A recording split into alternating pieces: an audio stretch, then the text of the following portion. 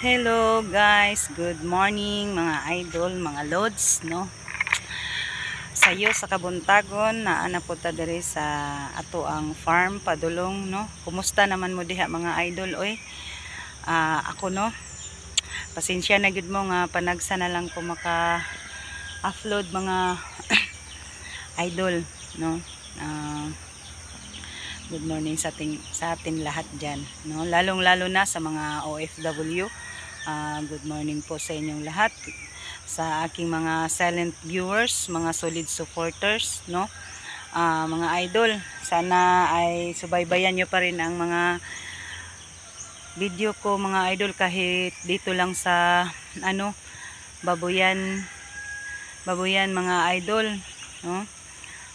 Kasi may malaki po akong problema, no, na hindi na po ako nakapag-explore doon sa bundok. Pasensya na po kayo mga ka-idol, yung nag-request dyan sa akin na tulungan ko si SG.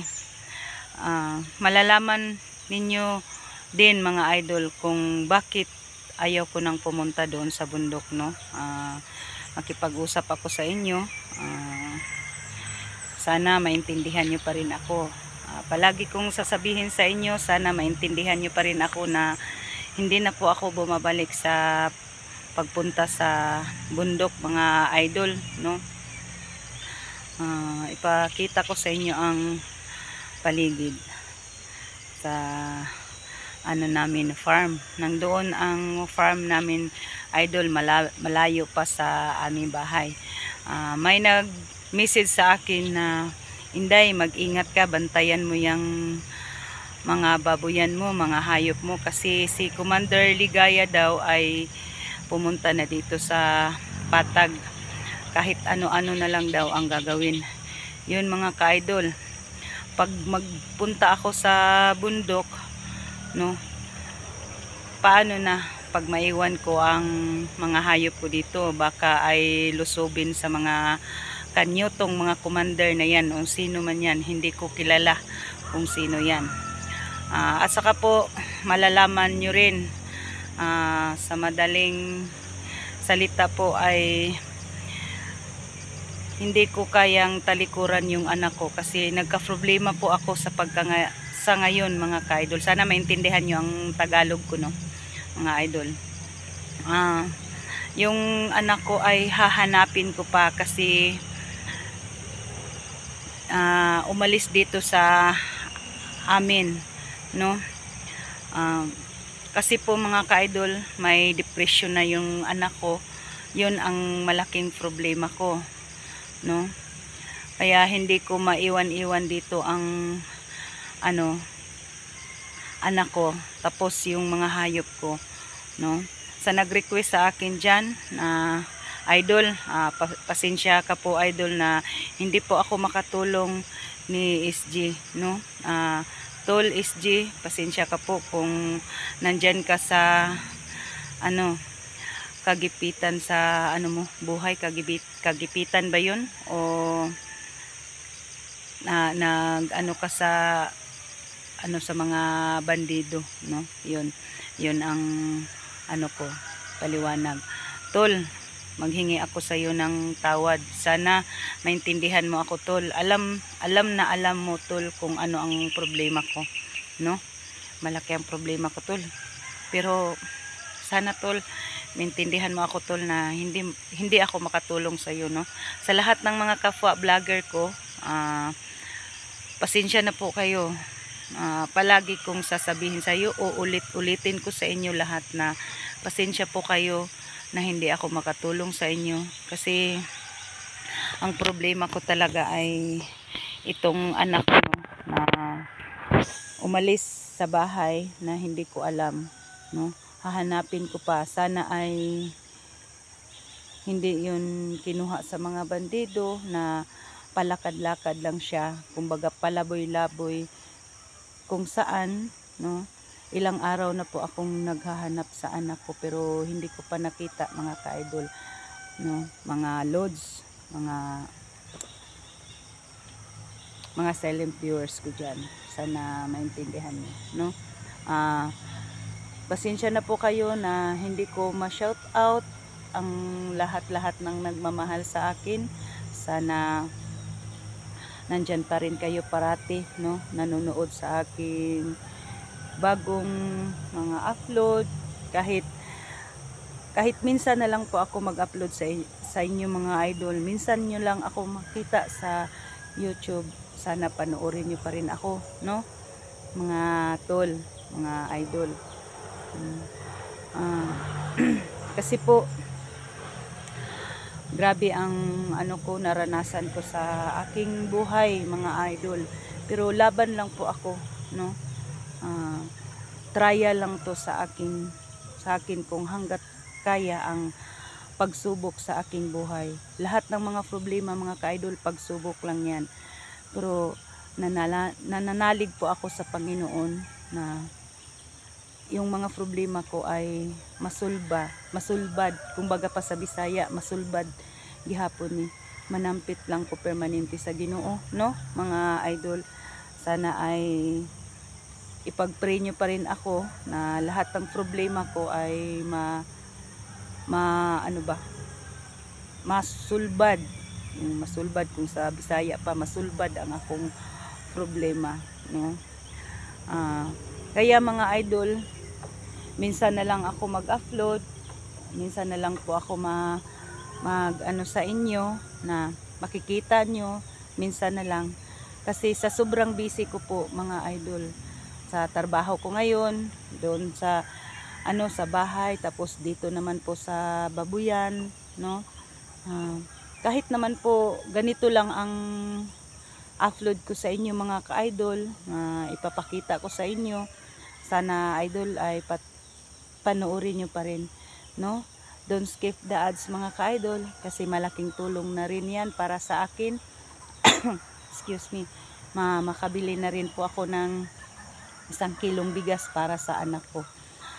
Sa ngayon mga ka-idol, uulit-ulitin ko, pasensya na po kayo, patawarin nyo po ako na yung mag-request sa akin na tulungan ko ang mga kaibigan ko, mga kasama ko, no? Lahat ng nag-critical dyan sa bundok, mga idol, mga tol, ito lang ang masasabi ko sa inyo. Lahat ng mga kasama ko, alam nyo ang problema ko, na tumitigil na po ako sa pagpunta doon sa bundok, no? Yun lang ang sasabihin ko sa inyo. Malalaman nyo rin kung ano talaga ang punot dulo ang problema ko, na hindi na po ako nagpunta sa bundok mga idol, no? Yun lang ang masasabi ko sa inyo. Sana maintindihan nyo pa rin ako. Hanggang dito lang muna ang paliwanag ko sa inyo. Sana panoorin nyo pa rin ako. God bless po sa ating lahat. Sa nagmamahal po sa akin, God bless all, no?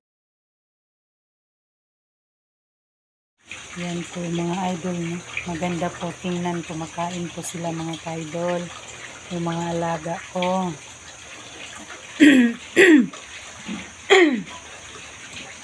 Maliit man ang kanilang kainan. Yan, maliit man, kaya hindi sila makasya. Dito ko na lang ilagay mga ka-idol. O yan, ganda sila tingnan, no? Yan, mga ka-idol, mga loso, pa sila, nag-aaway pa sila.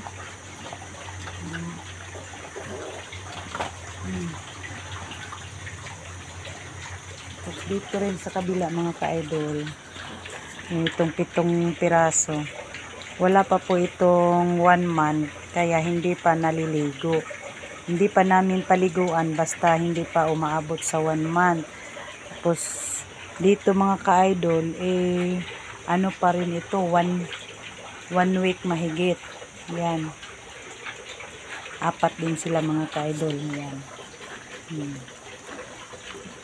hindi pa yan naliligo. Yun, tingnan nyo, yung kainan nila ay hinihigaan nila, no? Ganyan talaga. Oh, bakit ka tumitingin sa akin? Ha? Ano pang kailangan mo? Yan mga idol. Ito na ang trabaho ko ngayon, no? Kaya ako ay hindi na bumabalik sa bundok. Ipaliwanag ko sa inyo palagi. May malaki po akong problema mga idol. Kaya hindi na po ako bumabalik sa bundok mga idol. Sana ay maintindihan nyo ako, no? Kumusta pala kayo dyan, no? Ako, sa tingin nyo ay kampante na ako dito sa Patag kasi may tindahan, may babuyan. Pero sa totoo lang idol, sa kaloob-looban ng dibdib ko ay may malaking problema po ako mga idol. Hindi ko pa sasabihin sa inyo sa ngayon, pero malalaman at malalaman nyo rin mga idol. Abangan nyo lang ang buong detalye na sinasabi ko sa inyo ngayon mga ka-idol, no? At saka naman sa nag-message dyan sa akin na ingatan mo yan ang Inday, alaga mong baboy kasi yung mga ibang commander ay bumaba na sa Patag. Yun, maghingi ako ng patawad sa mga kasama ko na lalong hindi na ako makatulong sa inyo kasi pag tumutulong ako paano na ako lang ang, kumbaga pa sa Bisaya, ako lang ang lipaton, no? Tapos pag uwi ko dito wala nang mga alaga ko, paano na yan? Tapos tingnan nyo ang paligid dito sa amin, no? Kung talagang lulusob ang mga bandido ay malusob talaga, no? Kasi bundok yan, no? Tingnan nyo, bundok yan mga ka-idol, yan, no? Yan mga idol, bundok yan, no? Pag gusto talaga nila na pumunta dito, puntahan ako, mapuntahan talaga ako mga ka-idol, no? Tingnan nyo yung mabuti, tingnan nyo ang paligid, no? Sa mga silent viewers ko dyan, sa mga solid supporters ko na magsabi na, Inday, wag mo nang i-video ang buong paligid, i-video ko para kung anong mangyari sa ko dito, mga alaga ko, malalaman ng mga kasama ko na yun pala ang location ng mga hayop, no? Paano na pag hindi ko maipapakita sa inyo, pag in case lang, no? Pero sana hindi mangyari sa akin, sa dyan na yung iba ay kinukuha ng mga alaga nila. Sana ay mayroong makatulong, no? Mayroong makatulong sa mga ginagawa nila.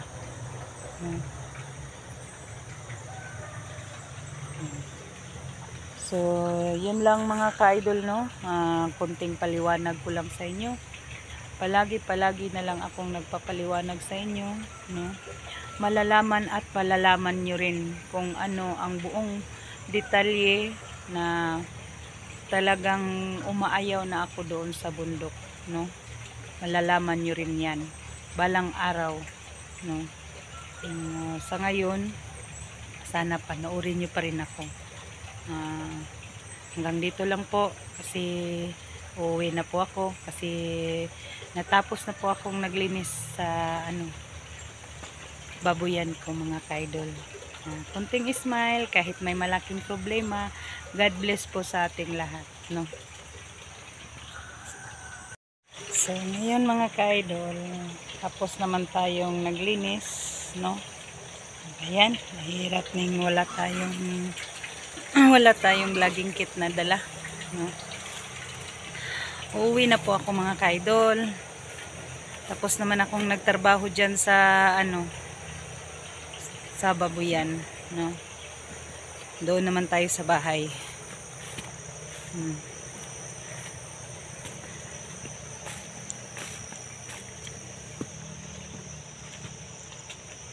Hangad. Mahirap pag walang vlogging kit. Ito ang paligid ng namin, babuyan mga ka-idol, no? Pag bumabalik ako sa bundok, paano na yun pag puntahan ng mga commander dito ang tinitirahan ko, no? Hindi pwede. Bantay sarado ko tong babuyan ko, no? Pasensya na po sa lahat ng nagre-request sa akin, no? Hindi po ako makatulong sa kanila. At saka maghingi ako ng tawad kay SG. Kung nag-critical man ang buhay mo, tol, patawarin mo ako. Malaking tulong ka rin sa akin na ako ay nabihag, pero wala man akong maiwanan sa mga tol, no?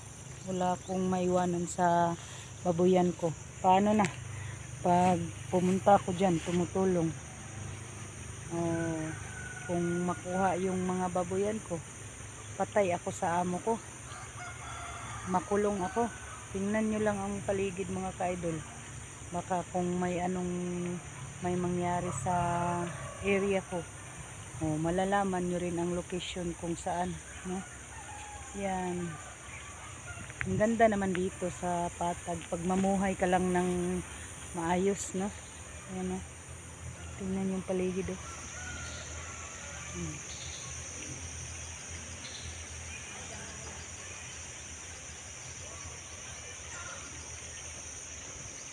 Nagulat ako ba kasi may sumisigaw, may tao doon sa kabilang bahay. Ayan, no? Maganda, no? Ayan, sa kabilang bahay. Ayan mga ka-idol.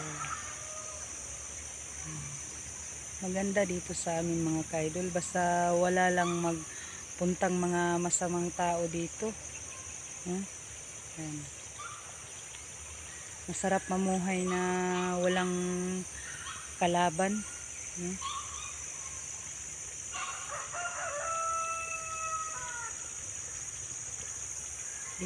Itutor ko lang ang camera ko, no, para makita nyo.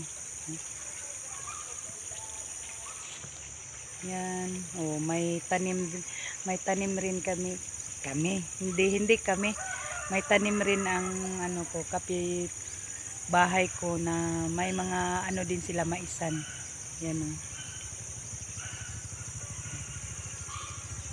Marami man akong mga kapitbahay dito mga idol. Kung may mangyari sa babuyan ko, alam ng mga ko, kasama ko. So yun lang mga ka-idol ang paliwanag ko sa inyo. Sana panoorin nyo pa rin ako, no? Grabe ang ko sa buhay ko mga ka-idol. Kung sa Bisaya, papagsulay sa kinabuhi, no? Pinasok ko na ang lahat para lang sa pamilya ko mga idol. Kahit ano ang gagawin ko dito sa Patag, wag lang doon sa bundok, no? Makasama ko lang ang pamilya ko araw-araw, gabi-gabi, no? Araw-gabi makasama ko lang ang pamilya ko. Kanta naman, kanta-kanta lang, idaan lang natin sa sa problema na. Idaan lang natin sa kanta, no?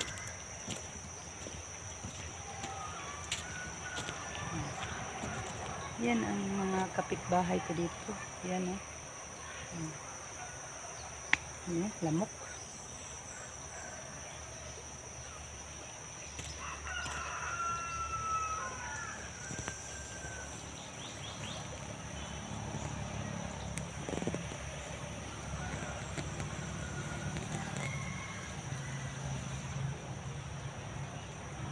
Mahirap ko lang vlogging tip mga kaidol. Yan.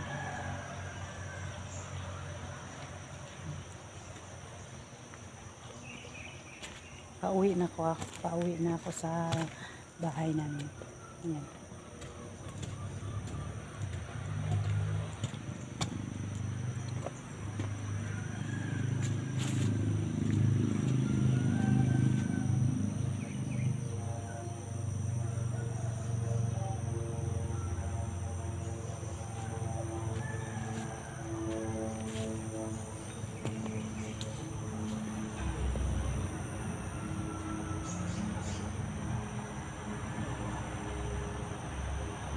Yan, mga ka-idol.